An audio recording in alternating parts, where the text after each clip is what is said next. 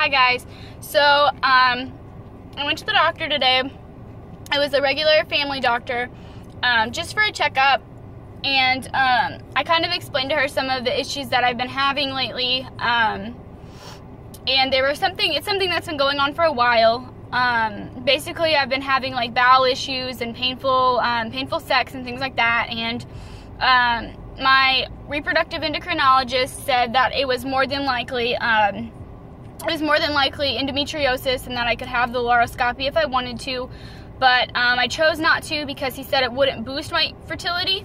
Well, she said that it is most definitely related to endometriosis, so she really wants me to have the laparoscopy done, which is terrifying. So I'm like the 1% with polycystic ovarian syndrome and endometriosis, so but not letting it get me down. So that's that update. But I want to, sorry guys, I'm in the car, I'm waiting for another doctor's appointment.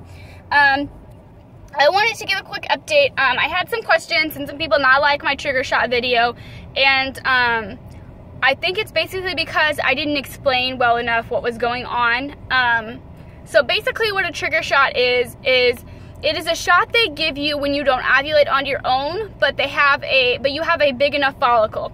Now that's just like that's like an intermediate I guess description. I guess something for beginners would be just to know the basic anatomy and how a woman develops an egg and how it's produced and how everything like that. I'm on monitored cycles, so they are constantly checking for my follicle size.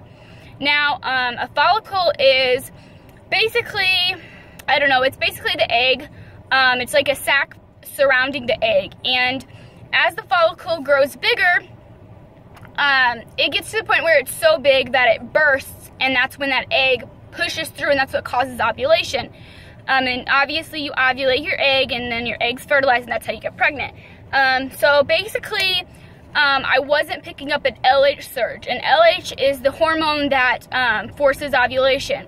Well, I didn't have enough LH in my system. So what happened was we monitored, and I had a really big 20 millimeter follicle. They want them to be 22 to ovulate, so it was nice and ready to go.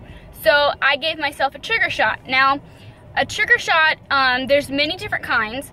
I only did one, and it was called Ovidril. It was 250 micrograms, and basically what it is it's the pregnancy hormone. It's HCG, and what it does, from what I understand, is it forces ovulation. It forces that follicle to burst open and release that egg.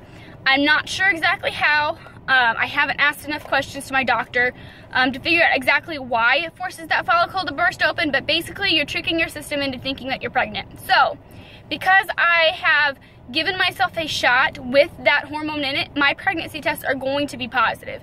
So basically what a lot of women like to do who test early, like I normally start testing at 10 DPO. Well, at 10 DPO, I'm 11 days past trigger. And unless I tested out that trigger and watch that line get lighter and lighter and lighter every day, then I could get a false positive reading. I could take that test and it would be positive, and I could be like, okay, I'm pregnant, but turns out it was just that shot that I gave myself. Now, every woman's different. Some women test out until 6 DPO or DPT, days past trigger.